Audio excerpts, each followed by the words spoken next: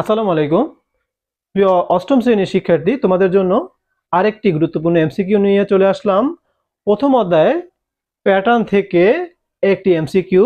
এমসিকিউটি হলো, প্রথম তিনটি বিজোড় স্বাভাবিক সংখ্যার যোগফল একটি পূর্ণবর্গ সংখ্যা হবে, বিজোড় সংখ্যা হবে, মৌলিক সংখ্যা হবে। এটা একটি বহুপদী হওয়ার কারণে একটা অ্যান্সারও হতে পারে, দুইটা অ্যান্সারও হতে পারে, আবার তিনটে অ্যান্সারও হতে পারে।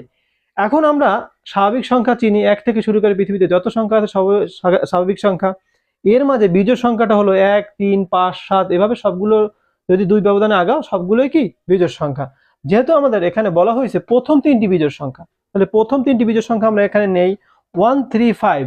এটাকে কি করতে বলছে? যোগ করতে বলছে। যেহেতু যোগ করলে আমাদের দেখা যায় 1 আর 3 আর 5 যোগ করলে কত হয়? 9। এখন এই 9 কি সংখ্যা? প্রথমে আমরা চিনি এটা একটা বিজোড় সংখ্যা, তাহলে এইটা আমরা সঠিক বলতে পারি যে এটা একটা বিজোড় সংখ্যা।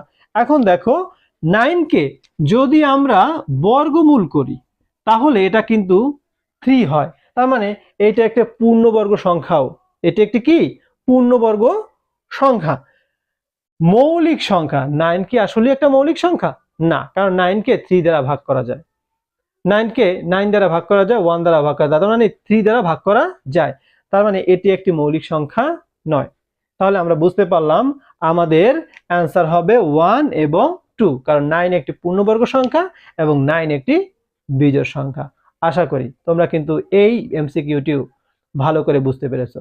যদি ভালো করে বুঝতে পেরে থাকো এবং আরো নতুন নতুন এভাবে এমসিকিউ পেতে চাও, তাহলে অবশ্যই খুব দ্রুত আমার সাথে যুক্ত হয়ে যাও।